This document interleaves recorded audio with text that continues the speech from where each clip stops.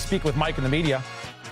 JJ, so you get within one in that, like about a minute to go in the third, and then Fox hits the back-to-back threes, and maybe some clock management issues. We talked about it. Yep. Yeah, but then to have LeBron start the fourth quarter, and not that it was just him, but I think 16 points in about 3 minutes, and flips it to a 14-point. Well, what did you see from him specifically in that stretch, and how important was it? Yeah, I mean we've talked about our end of quarter stuff a few times, and the guys, I just think we just had a momentary lapse when we got that offensive rebound. I'm going to talk about LeBron in a second, but coming out of that timeout at the end of the third, we're down 7, and Dalton hits that 3, cuts it to 4. So I think the angst that we felt in ending that quarter that way, that was a big shot. Dalton was over there in his warm-ups, just kind of casually stretching. I said, "Hey, are you ready to make a shot?"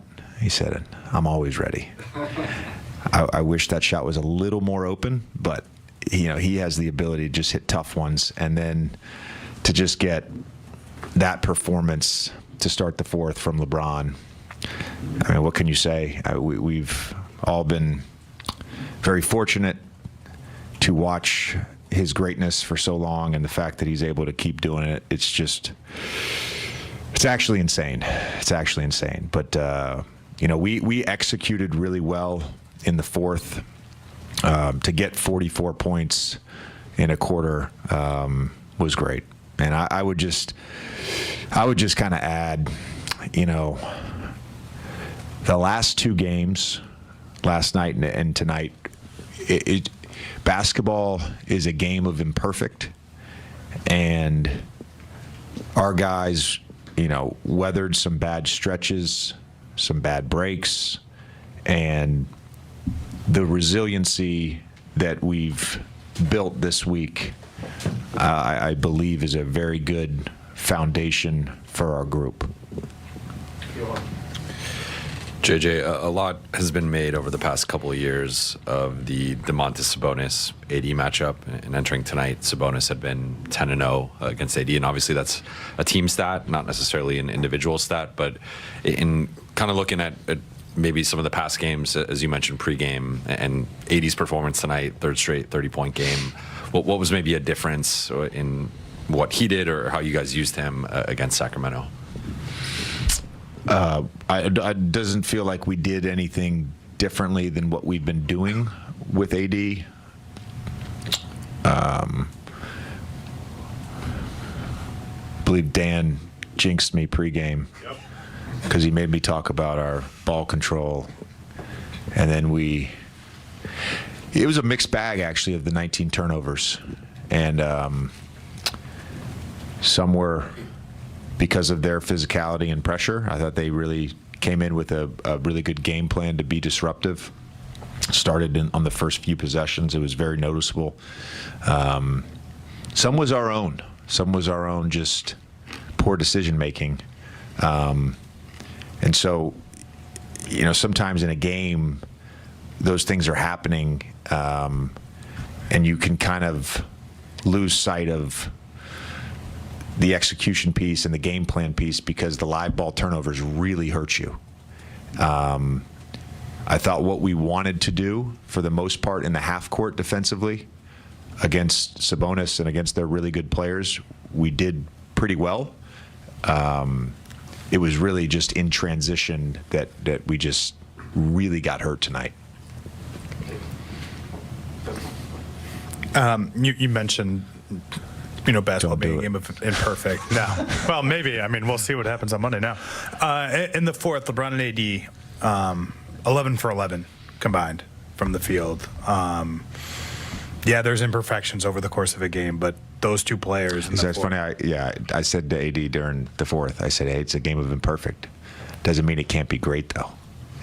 Doesn't mean it can't be great. Those guys played great. And,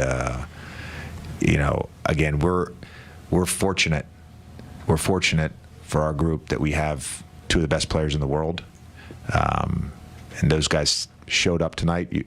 and I thought AR as well. Just we had him and AD in that angle pick and roll, which we haven't even ran that. Like, we've gotten to that through motion, but to just come down and be static.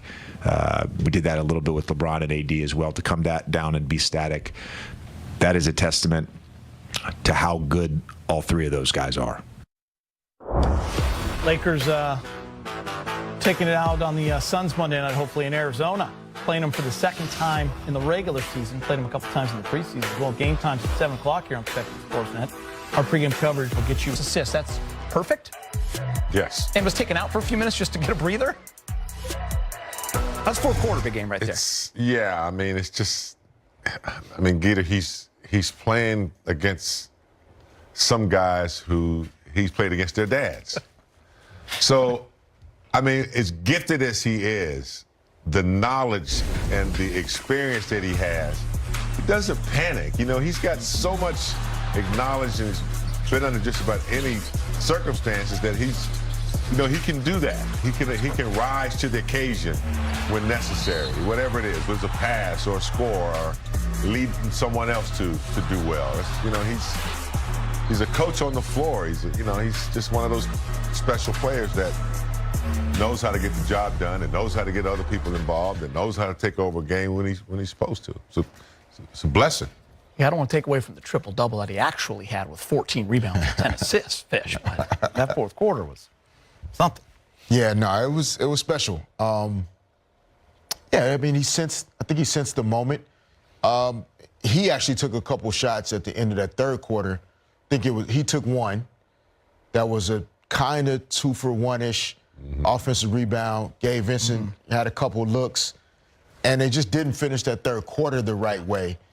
And so maybe he sensed that he needed to specifically do some things to get the group going in the right direction. But yeah, it's a fun team to watch. The way they're sharing the basketball, the different guys that are contributing in different ways. And D'Lo found some threes tonight. We talked about pregame, not overly focusing on his stat line, but just becoming that lead guard that can just manage a team to victories.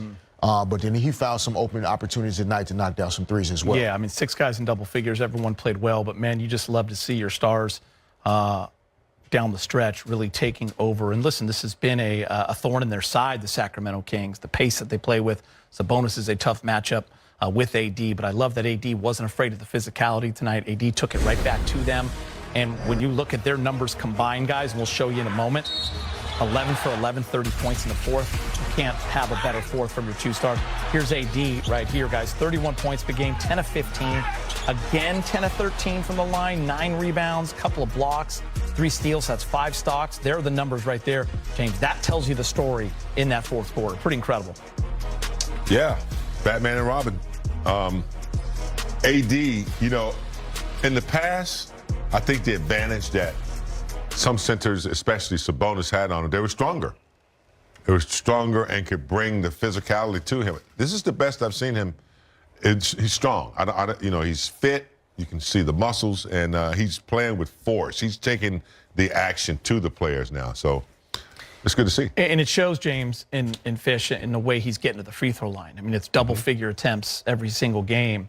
And right now, I know it's only 3 games, Fish, but 34 points a game. I mean, he's come out of the gate like he's trying to prove something. Yeah, I mean, I think, there's been a lot of communication internally in terms of, not just JJ Redick coming in and his vision for the team, specifically offensively, but between LeBron and AD and recognizing that, maybe this season more than the last couple seasons, Anthony Davis really does have to be the focal point. It's been talked about before.